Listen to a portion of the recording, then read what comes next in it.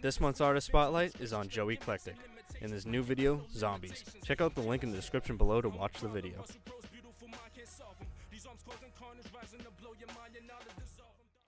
Ladies and gentlemen, welcome. Welcome to As We Proceed. Yeah, happy Halloween. The official podcast of Flubber Truthers.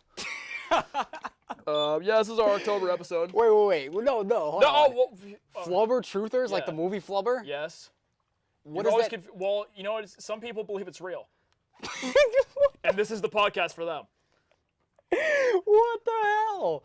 Okay, good. I'm sorry. This is As We Proceed, live. We're coming to you live in video format for the very first time. We got our two dudes behind the camera. Shout out to Dane, shout out Enrique, holding down. A camera, B camera, wide camera.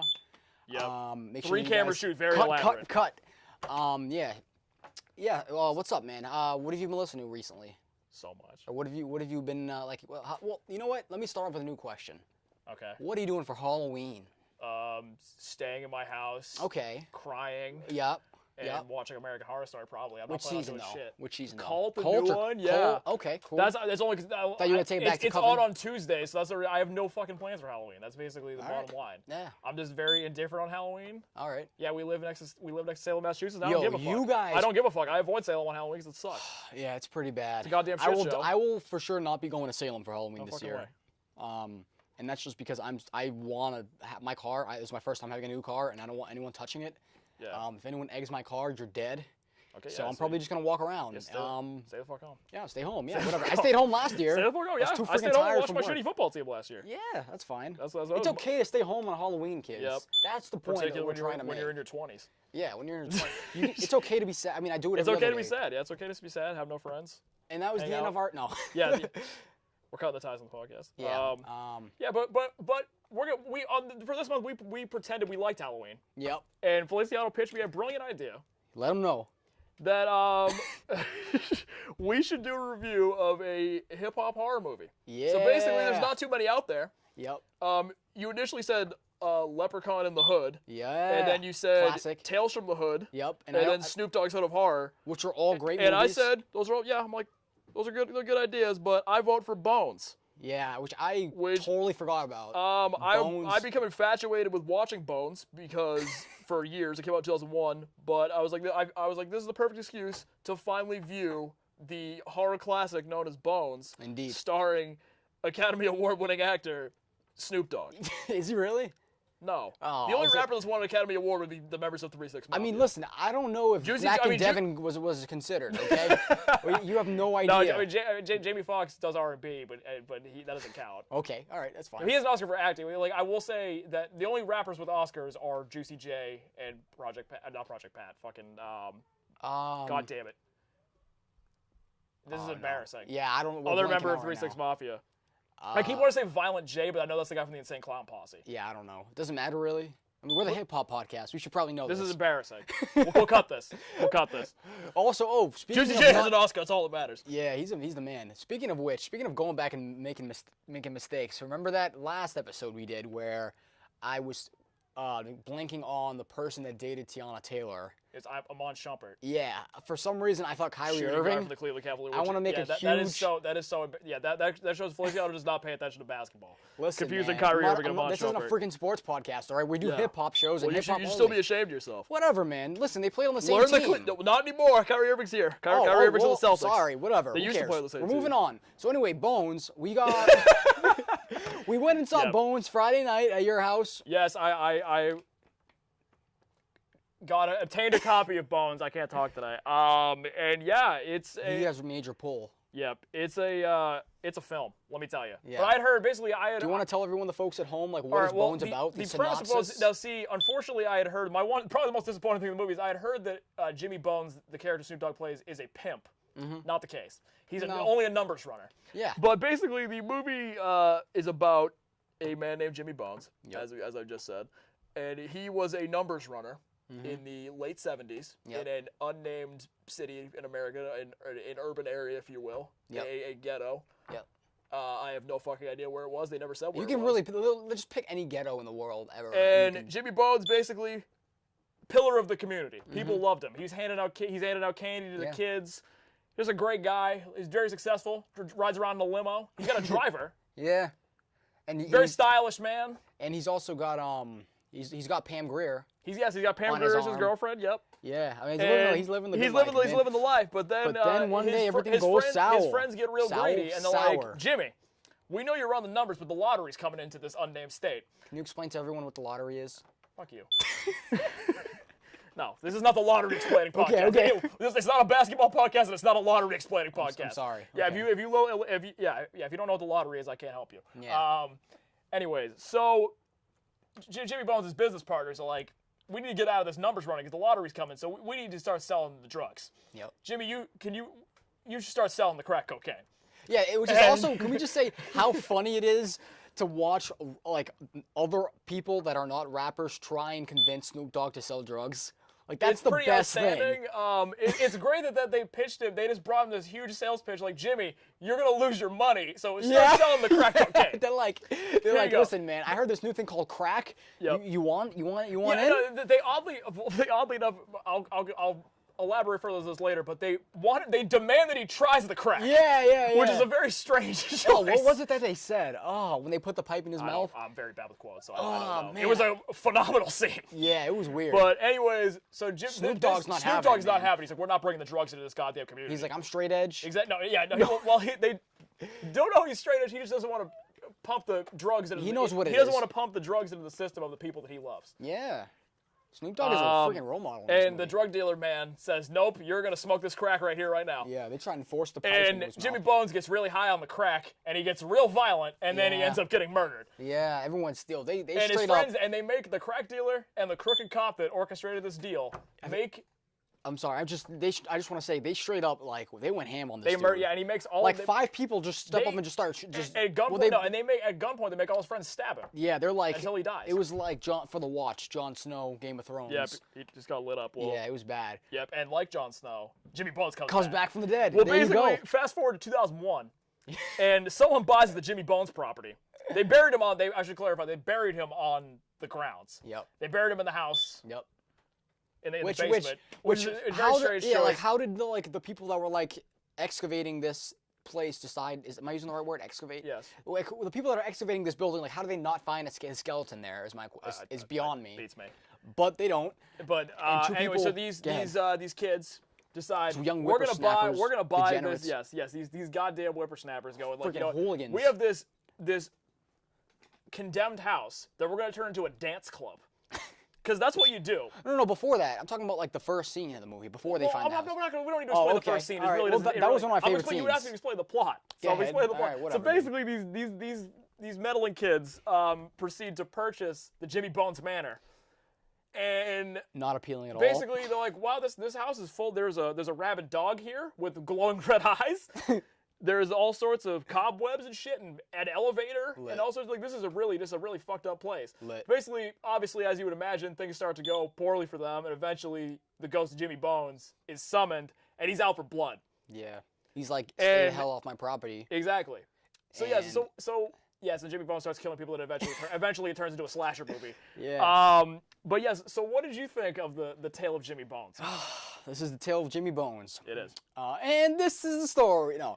I thought there was a song attached to Jimmy Bones. It was not that rhythmic, not that upbeat. I felt like for the first 2/3 of the movie, it was relatively tame. It's very heavy on story for a slasher movie. And I was surprised by that. I was like, as was I felt like they were gonna hit the ground running within the first 15 minutes. No, they give you a lot of fake outs. A lot of backstory. You think that Jimmy Bones is gonna come out. You think that his spirit's gonna be summoned. It doesn't happen. It doesn't happen until the third act when the actual eventually main when they get to the very first event in this new club that they're opening up. Yeah, that's when of course when the club opens, that's when Jimmy Bones finally comes out after 10 pump fakes. Yeah, it was weird. A lot of dick teases with Jimmy Bones, and he finally pops out. He's a freaking dick. He's a tease, Jimmy Bones. That's one of the many lessons I learned from this movie. I thought the third act of the movie was probably my favorite part because you just watch Snoop Dogg just just go nuts. Yeah, the gore goes from 0 to 100. Yeah, and I love just like the blood in this movie because it's so fake. It's really really. It's incredibly fake. Yeah, they really went over the top with the fakeness. And I feel like it was done on purpose. Of course it was. You can't even obviously the technology was not as good as in 2001 as it is now, but even then you could have manufactured better fake blood. Of course, you had if you wanted to. You had movies like Scream coming out. Yeah, exactly. And it was a campy fucking movie, so you're gonna have campy looking blood, and I agree, the campy blood was fucking awesome. But I mean, besides a lot of splattering, like oh my god, like the whole wall. It was ridiculous. Like, yeah, they really. Probably like half the budget was on fake blood. Probably. I mean, probably. Then there's like that weird scene where the girl's in the bed, and like the blood just starts like all around her body. It's oddly sexual for some reason. Because it was in a bed. Yeah, I know that, but like, it was helping you out. Okay, but probably the acting was sort of mediocre. I think if I were to go back and like see if I had already seen this movie and like I knew we were gonna do this, I probably would have picked a different movie, to be honest with you. Like I would have loved to do like Hood of Horror or Leprechaun from the Hood, because I feel like I just would have had more to say about it. But I mean, as far as I'm concerned, it's a decent movie, and not terrible, not amazing. It was just kind of okay for me. Now, see, I somewhat disagree. I see where you're coming from. Now, see, me, I had this movie like just pegged in my head. I heard it was so fucking bad that my expectations were just like down completely in the toilet. Man. I had heard this movie was a complete. You know what I remembered? Like I one of my buddies saw it like 5-6 years ago, said it was god awful. And I'm like, all right. And I just heard, like, and the word of mouth on it was really bad. So I'm like, all right, I'm gonna. This movie's probably gonna be absolutely torturous to sit through. And I was shocked that I actually enjoyed myself the entire time. Yeah. I was like, it's not perfect. Like, there's some problem. Like, it probably, honestly, it didn't go as over the top as I wanted it to be, honestly, because the tone wasn't as ridiculous as I expected.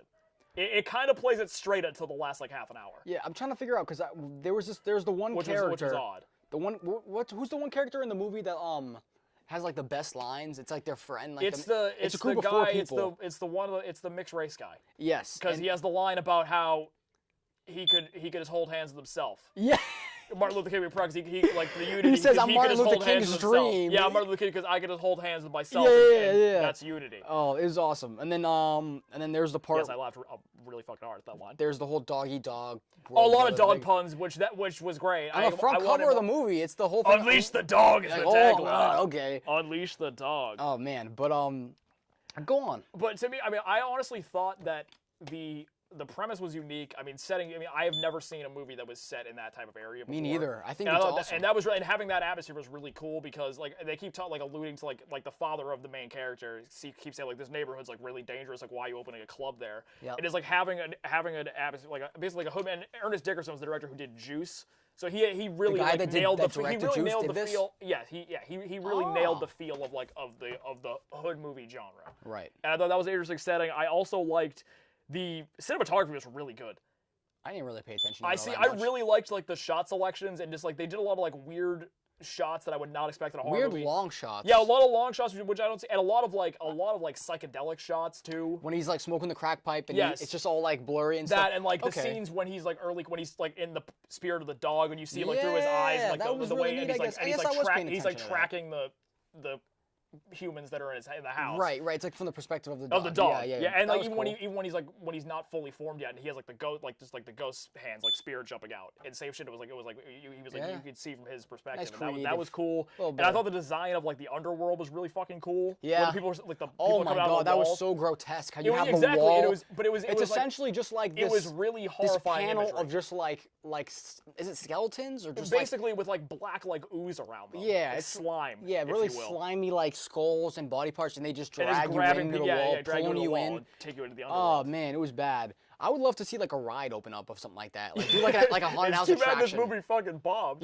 Yo, do you know anything about like how much money this movie made? I think it only made like $12 million total worldwide. It makes sense. It fucking bombed. I mean, like the budget was like $25 million, which isn't a shock because I mean there were some pretty elaborate effects with the underworld and shit. Oh, and the part with like the skull coming, like so like there's just like let me just explain.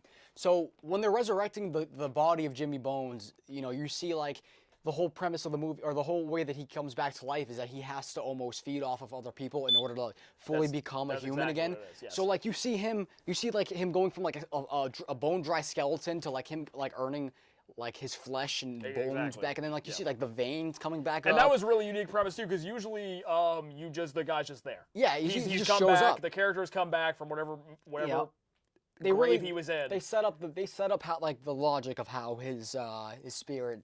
Yeah, I guess formed. Because that's what the house was condemned for 20 years, and no one went in it. And at the beginning of the movie, two fucking morons who were scoring the crack rock. My question is, how do they not knock this building down after no one's been there for so long? You think so, particularly considering there's like everyone in the neighborhood knows what's in there, and they don't go in there because they know what happened. And there's a crazy old man across the street who assists him with a gun, and like, don't go near that house. And Pam Grier is like, who still lives in the neighborhood, owns a psychic studio. Is like, don't go in that fucking house. Is it next door to the place, or is it down the street? Or it was like a few doors down the psychic place. Yeah, like if you're afraid of that house, like I'm not going anywhere near that block. I don't know why the hell she went. I don't. You know what I mean? Why wouldn't she just move out of the fucking neighborhood? Yeah, that was confusing. I mean, but there's the gaps. Those gaps in logic are stupid with obsessive horror movies. Because every horror movie, they don't make good decisions. No, you're right. They're not movies full of intellectuals. There's no Rhodes Scholars in these motherfuckers. let's just face it right now. If you're looking for Rhodes Scholars, you're watching the wrong fucking movie. Exactly. They're not going to make smart decisions. So in terms of horror hip hop movies, like where do you put this on the line? It's the best and worst I've ever seen because I've never seen another one. Really? Like how many? It's a very niche genre. Yeah, but I mean these are like everybody's seen the Leprechaun in the Hood. No, you've never seen it. I haven't seen any of the Leprechaun movies. No. Really? And horror is a genre that I like. I have no problem with it, but it's not one of my favorites. Wow. So I don't generally seek out a ton of horror movies. We're doing Leprechaun in the Hood next year. I've probably seen like 8 or 9 horror movies that came out before like 1995. So you're not a big heavy horror guy, huh? Not at all. All right. And most of those are like slasher movies. Like I've seen like the first like Nightmare on Elm Street, like the first Friday the 13th. See, I love like slasher is my favorite. Slasher is my favorite too because usually it's just like cheap gore. Exactly. And that's I'm all about cheap gore. Yeah, it's. And that's why partially why I like this movie because you get plenty of cheap gore at that end. Yeah. Oh boy, there was a cheap gore party. Yep.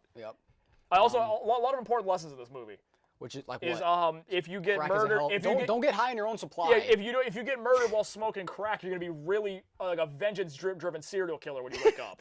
Yeah, so don't get murdered when you're high on crack. You know what they should do? They should repackage this movie as a PSA. They should. Anti-drug PSA. Listen to your parents. Another overarching message. Right. Yeah, because Pam Grier's daughter didn't go back in that house. Nope, no, she did not. And they told her to get and she kept going back. She's like, I'm very fascinated with this dance club. Like they didn't explain it whether or not it was like she's like hypnotized or like there's some sort of smell that's like alluring her back. But for some reason, that idiot just keeps going back to the house. She had no reason to go back. No, and she was fascinated by the dude, your mom's a psychic. Yeah, your mom's a psychic. Christ, that's I mean like she skipped the fucking seance. Yeah, exactly. She mid seance. She sees that Jimmy Bones is about to rise up. She's like, get the fuck out of there. Yeah. Yeah, she still goes back. Yo. All right. So I mean, do we really want to grade this movie? I mean, why the fuck not? Okay, because like. I mean, all right, fine. Well, it's a very relevant movie. It came out 16 years ago. Yeah. I would give it, I don't know, a C-. I give it a B, honestly. Do you really? I was entertained. I liked it. I thought it brought a lot of unique shit to the table, and I had fun with it. Okay, I guess. I would say like there's some problems, obviously, but I had a good time, and it was significantly better than I expected it to be. I think that I feel like if you were to see like these other movies, like I have to show you Hood of Horror, and I have to show you Tales from the Hood. Okay. You probably wouldn't. I feel like those movies would probably be like rate a lot higher for you. I don't know. I mean, I just thought that I thought this brought a lot of unique shit to the table. Do you like anthology stuff? Yeah. Okay, then you'd probably like those 2 movies. Yeah. Okay. Cool. Well, then that's that. Give it a whirl. Yeah, Bones. I mean, basically, if you're Check down, it out this Halloween. If you're down, yeah, seek it out. Basically, if you have the DVD version of Netflix like I do, you can go get it. Otherwise, you can go rent it for $3 on Amazon if you want to watch. Or walking in like your local gas station, dig at the bottom of the bargain bin. If you want to watch a well-dressed man come back from the dead and murder, I mean, like he's fly as fuck, which is another advantage. Jimmy Bones has a huge fashion advantage over Jason Voorhees and Freddy Krueger. He's like, I mean, Voorhees wears like a ratty ass jacket. Freddy Krueger's got that fucked up sweater. Yo, he got like he got the jacket. He's got sweet rings. Yeah, nice fucking hat. Yeah, yo, this dude is like Black Van Helsing. He's fresh as fuck. Yeah. He's fresh as fuck. Blackula ain't got nothing on. Also, another movie Pam Grier was in. What the hell's up with? She was in Blackula, right? I don't know. I know she was in Foxy Brown. I mean, that's why they put her in there. She must have been in because Blackula. it was it was supposed to be like a blaxploitation movie, which I don't think would necessarily do, like it didn't really have like it wasn't corny enough to be a blaxploitation movie. Because you've seen like Dolomite or some shit, like this movie was like not corny at all. No. Compared to Dolomite. All right. Dolomite's a fucking trip. You go watch that movie. Yeah. Jesus Christ. But not for Halloween. For Halloween, go check out Bones. Tell us what you thought about Bones. If you're one of the 4 people besides Feliciano that have seen Bones, go fucking crazy. Comment away about the masterpiece. Let us know what you thought. Yeah. Check it out. And go say Jimmy Bones 3 times in the mirror. Yep. And film it and send it to us. Yep. Snoop will come out and say surprise motherfucker. He'll ask you to buy his new album. There'll be a tie-in to his cameo in Popstar. Oh my say God. Surprise motherfucker if you say Jimmy Bones 3 times in the mirror. Oh. All right. It's true. All right, so yeah, we got back-to-back reviews on the show. We're really spoiling you for Halloween. We are. That's our Halloween gift to you is double reviews.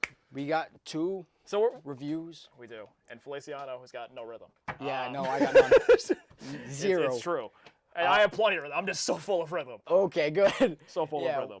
So what are we gonna review for? I mean, we're on the hot button topic right here. We are. This album that we're about to review. This exactly. I mean, this was a surprise. This was a plot twist. This was not what we planned. But then Thursday came around. You want to talk about dynamic duos? Yeah, iconic exactly. duos. You got Abbott and Costello. Yep. You got Shaq and Kadeem. No. I messed that Shaq and one up. Kobe? Shaq and Kobe. Stop making basketball. Oh, God. God. You don't fucking know the sport. I'm sorry. You don't see me trying to talk about wrestling or some shit you know about. Oh, I'm so sorry. That was bad. That was horrible. I deserve all the hate I yeah. get. This is once again Anyways, Feliciano's charter school education can showing off again. Should I do this again? Wonders. All right, shut the hell up. We got Abbott and Costello. Yep. You got Keenan and Kel. Yep. Oh, there you go. There you go. I know my Shaq 90s and Kobe. Nickelodeon. I'll correct you because I know the Thank duo. you. You got Penn and Teller. Yep. And then you got Young Thug and Future. Hendrix and Young Slime. And Thugger. And Thugger. The most dynamic, the activist kings of Atlanta. Yo, really? The activist kings of Atlanta. Yeah. The Cody kings of Atlanta. They came out with a dual it came out of the blue. It was so a surprise. random. They apparently had posted photos of each other working in the studio, but they've done other songs together, so it wasn't they've nobody done really so many thought anything of it. And then Thursday night, they're like, surprise, we got a mixtape coming out at midnight Eastern. Let's talk about that cover real quick. Yeah, so the tape, well, we should say the title first. It's called Super Slimy. Super Slimy is the title. For those who don't know, really good title. It's called Super Slimy because one of Future's 10,000 nicknames is Super Future. Oh. So that's where the super comes in. Okay. And Young Thug is Slime all season. about that slime season. Yep. So hence the name Super Slime. Young Thug needs to host the Kids' Choice Awards. I'm just throwing it out Young there. Thug needs to do everything. Young Thug is a philosopher. Yo. He's a poet. Yo, you want to talk about He's that a tweet? Renaissance man. Let's talk about that tweet. Yeah, well, guys, don't be fooled, because salt look like sugar. Don't believe everything you see. Yo, for real. Because salt look like sugar. That's a quote. That's a real tweet that Young Thug sent out in August. Perfect. Amazing. Philosophy. Anyways, yeah. So Super Slimy Move comes over, out. Descartes. There's a man named Jeffrey Williams coming for that throne. All right, so Super Slimy comes out October 20th. Came out October 20th. Yeah, it dropped last Friday. So this came into our lap. Actually, when we were watching, after we watched Bones, I said to Feliciano, like, do you want to do this? We had previously scheduled reviewing the new Gucci Mane album, Mr. Davis, which came out 2 weeks ago. But I was like, we got your. I'll give you a choice. Which one do you do? And he's like, you know what's hot right now? We'll go with that Future Young Thug. Just came out. It's a Halloween miracle. That's what the kids want to see. So here we are. Yes, the tape came out, and to me, this was an early Christmas present. Really? Yeah. I mean, you have 2 guys. I'm not that surprised. But two guys that I admire a lot. Two of my I wouldn't say absolute favorite rappers, but 2 guys that I really like, and they've consistently put out good stuff. So I was excited to see it, and I think I figured they would have a good collaborative energy, and because they've done a lot of stuff in the past, and they balance each other out well. So I was like, all right, let's get a project of these 2 in the studio. Talk about a perfect marriage. Exactly. I mean, people said that Future and Drake worked well together. These 2 guys are like inseparable. Yeah, but this actually made sense on paper. The Future Drake, while it did work out on paper, you're like, huh? Yeah. Like, what the fuck did these guys? These guys are from 2 separate scenes. Well, like, this is very confusing. My point is, like, people were hailing that album as like the perfect combination. Like they were like after that album came out, like they did work very well. A lot of critics were saying, but I feel like these 2 work even better. Their agree. chemistry is great. But I think that could be attributed to the fact they had worked with each other in the past. Before, yeah, they had from the same place. Exactly. C, they work in the same scene, even though they have different takes on it. They're both from the trap scene. All right, so let me know. I mean, how did this come into? How do you feel about this? I'm conflicted because on the one hand, it's exactly what I wanted it to be. It's a nice mix of Future's like grit and intensity and Young Thug's fucking zaniness, for lack of a better word. Yep. But on the other hand, it's also not as great as I expected it to be basically it's very solid throughout, but there's very few moments where I was like, wow, this is fantastic. Like, so that was basically, it just didn't hit the heights. And this is a case of me pump faking myself. Like, I set the bar too high. I think you did, because I mean, I feel like this album, well, I'm just going to go ahead and call it an album, even though it's not. It's a mixtape. I know that. It doesn't Listen, matter. They're interchangeable. It's 2017. They're fucking and interchangeable. I am looking Don't on my worry about phone, it. and I apologize. I just want to make sure I have I have Super Slimy up so I can talk about the track list. Yes. I mean, you all know, everyone knows we're not good with names. Yeah, well, also the album's been out for 3 fucking days. Exactly. And we haven't heard it enough. I've heard it. Oh pretty much my 3 gosh, times. we forgot to talk about the album cover.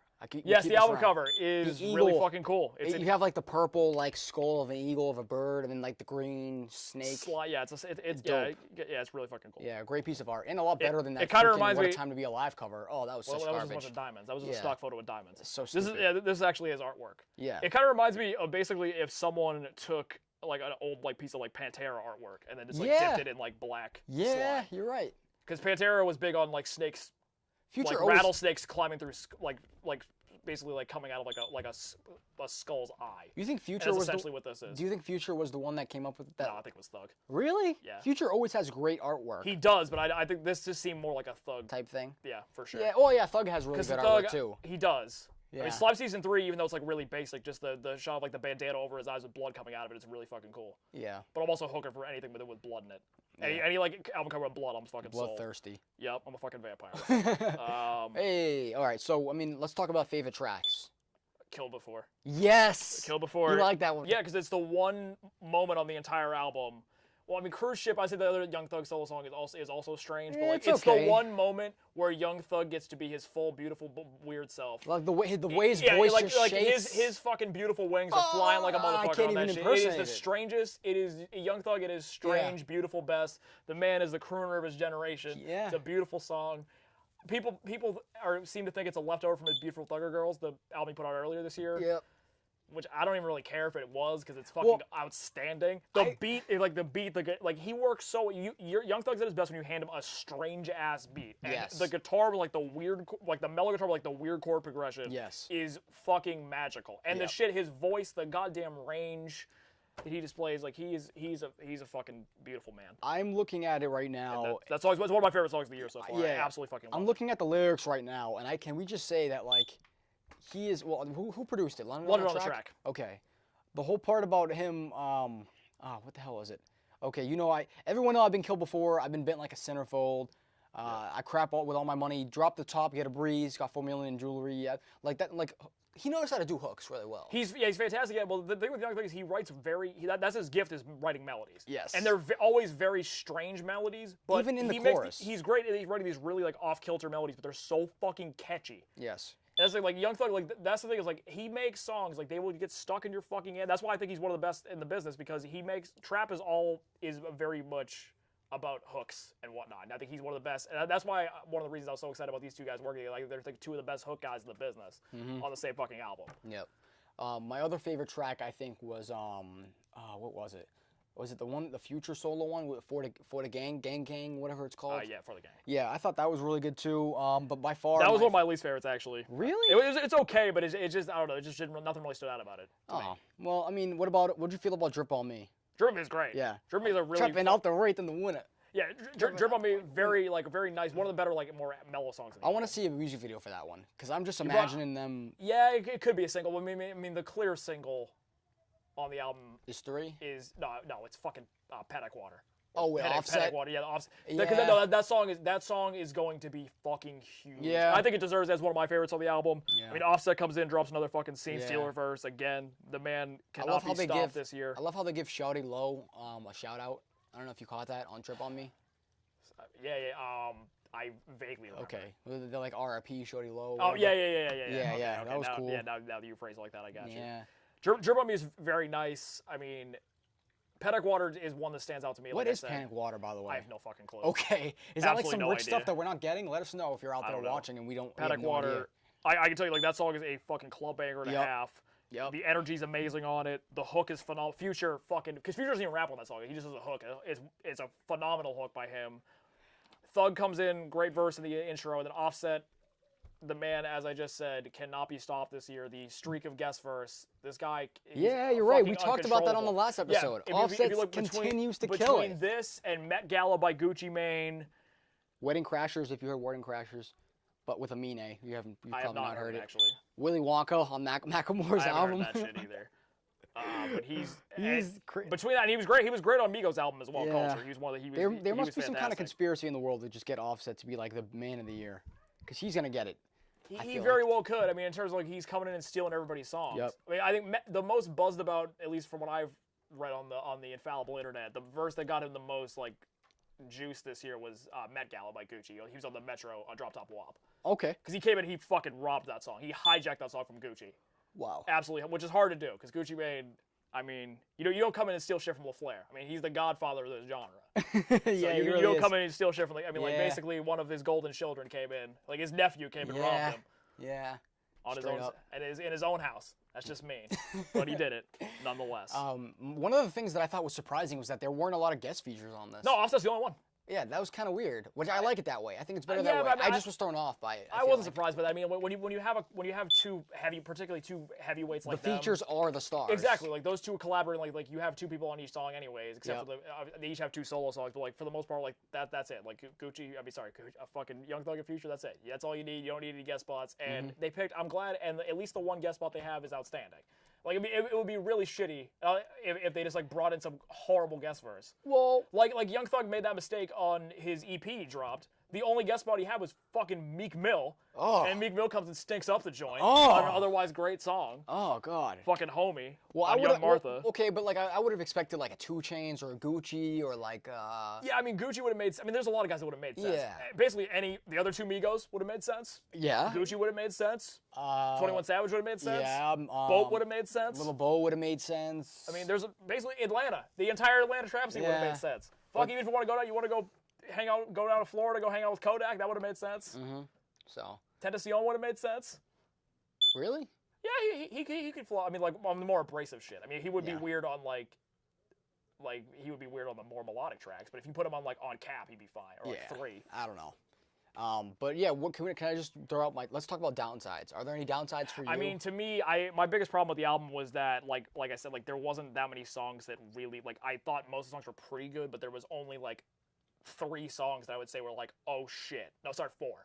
On Cap, 3, Pen and Water, and fucking Killed Before. And there was some songs like I like Drip on Me, and a few of the songs. That was my favorite one. There was, and I will say all the Smoke's the only song that I thought was garbage. Yeah. So, and Feed Me Dope's cool too, but there was only 4 songs that really impressed me. It's a 13-song project, so it's not really that's about pretty 40 decent minutes, ratio. yeah. Pretty decent ratio, but I expected to be floored by more than a few songs. I, for some reason, just can't be. I'm still stuck in that old head way of just why the hell does every beat sound the same? The production on this is not the most varied either. I was gonna say the production is not the greatest. I will say there's some really cool beats the same snare patterns on almost a lot of every song. song. On a lot of the songs, but I will say if you notice the 2 Thug songs, have really fucking unique beats on them. I will say because Thug, Future, as much as I like Future, he mostly just makes pretty straightforward beats. Killed Before and what was the other one? Cruise Ship. Cruise Ship. Okay. Cruise Ship sounds like if someone put 808s behind a music box. Yeah. And I thought that beat was amazing. Yep. The song I'm not huge on. It's pretty. I liked it, but the beat is fucking incredible. And there's a couple beats I liked the beat on 3 a lot. Southside did that. And Mink. What the hell is the song? Mink Flow. Mink Flow. Yeah, Michael made it to the beat on that. And I like that a lot. Yep. But I think was it you have the credits up there right? I do, yeah. The Cruise Ship was done by, was it Will Fool? Yes. Will Fool, yeah, that was an outstanding beat, like I just said. But the problem is, I will say the production was not up to the level, and I think that was because they were more catering to Future's style. I think so. And even for Future's beats, they weren't the greatest. Because if you listen to his self-titled album he put out in February, I thought it had much better production. Hendrix? And a lot of the same, no, not Hendrix, the self-titled one. Hendrix was his R&B. Oh, okay. You just said it. Okay. His self-titled one had a lot better beats on. Mask Off was a Metro beat, and that beat's insane. I would love POA to see. by Southside, another Southside beat. Who did Mask Off? Metro. Okay, was there a lot of Metro on this album? No, Metro didn't do a single beat on this album. I feel like, which is odd. Yeah, I would have loved to see more Young Metro. That freaking flute thing. Yeah, the flute. Yeah, it is taken off there's this no year. murder beats on this either, which is weird. Yeah, that is really weird. but I liked the producers on here. Like a lot of I love London on the track. Southside's Southside's great.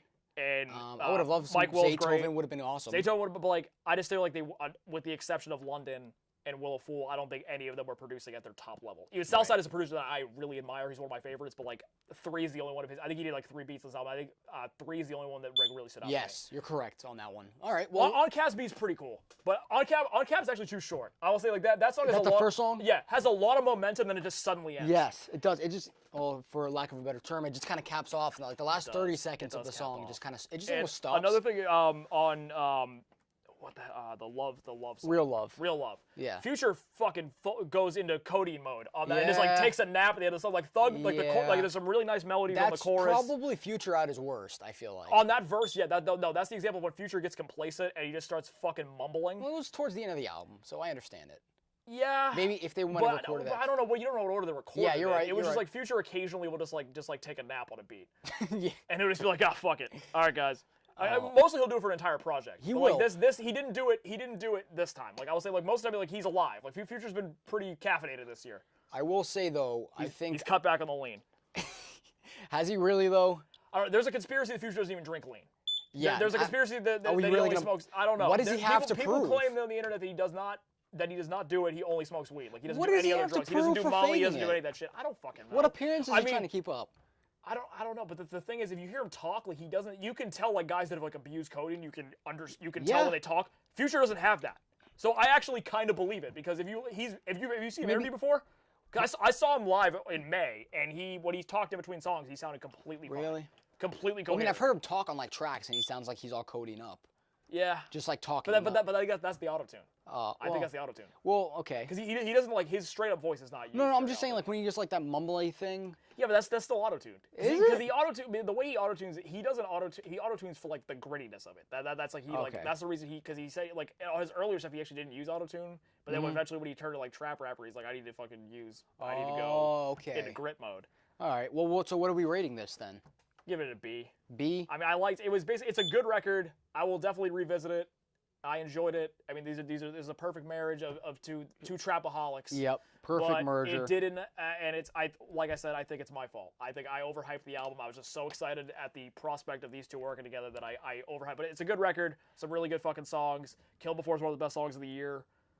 I wouldn't say that, but that's fine. It's one of my favorite songs of the year, man.